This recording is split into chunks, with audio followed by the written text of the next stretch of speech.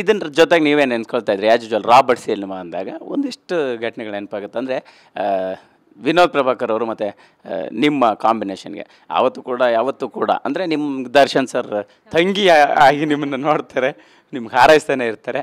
ಈ ಸಿನಿಮಾದ ವಿಚಾರವಾಗಿ ಮಾತನಾಡಿರುವಂಥದ್ದು ಪಾತ್ರಗಳ ಬಗ್ಗೆ ಅಥವಾ ಏನಾದರೂ ಆ ಥರದ್ದು ಯಾವಾಗಾಗಿತ್ತು? ಶೂಟಿಂಗ್ ಟೈಮಲ್ಲಿ ನಾನು ದರ್ಶನ್ ಸರ್ನ ಮೀಟ್ ಆದಾಗ ಮಾತಾಡಿದ್ದೀನಿ ಸರ್ ಅವ್ರಿಗೆ. ಮಾದೇವ ಶೂಟಿಂಗ್ ಹೋಗಿದೆ, ಹೆಂಗಾಗ್ತಿದೆ, ಏನು ನಿನ್ನ ಪಾತ್ರ.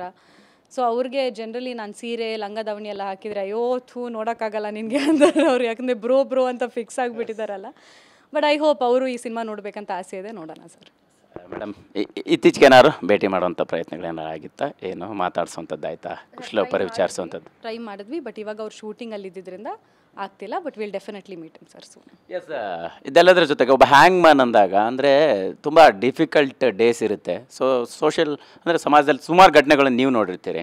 ಸೊ ಆ ನೋಡಿದಂಥ ಘಟನೆಗಳಿಗೆ ಈ ಸಿನಿಮಾದಲ್ಲಿನ ಪಾತ್ರಗಳಿಗೆ ಹೇಗೆ ಸಿಮಿಲಾರಿಟಿ ಅನಿಸುತ್ತೆ ಅಂತ, ಅಂದರೆ ರಿಯಲ್ ಲೈಫ್ ಇನ್ಸಿಡೆಂಟ್ಸ್ ಯಾವ್ದಾರು ಕೇಳಿದ್ದು ನೋಡಿದ್ದು ಅದಕ್ಕೆ ಸಿಂಕ್ ಆಗುತ್ತಾ ಹೇಗೆ ಅಂತ? ನಾನು ನೋಡೋಕ್ಕೂ ಬೇಡ, ನನಗೆ ನಾನು ನೋಡಿಲ್ಲ.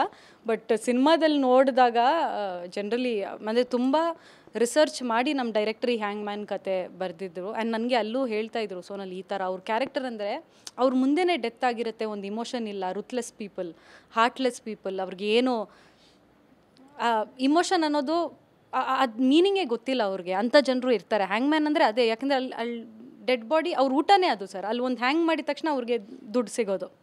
ಸೊ ಅವ್ರು ಎಷ್ಟು ಹಾರ್ಟ್ಲೆಸ್ ಆಗಿರ್ತಾರೆ ಅಂತ ಅವ್ರು ರಿಸರ್ಚ್ ಮಾಡಿ ಬರೆದಿದ್ರಲ್ಲ. ಸೊ ಐ ವಾಸ್ ಅದನ್ನೇ ಸ್ಕ್ರೀನಲ್ಲಿ ತೋರಿಸಿದ್ದಾರೆ ವಿನೋದ್ ಸರ್ನ. ಬಟ್ ಅದು ನೋಡೋಕ್ಕಾಗಲ್ಲ ಸರ್.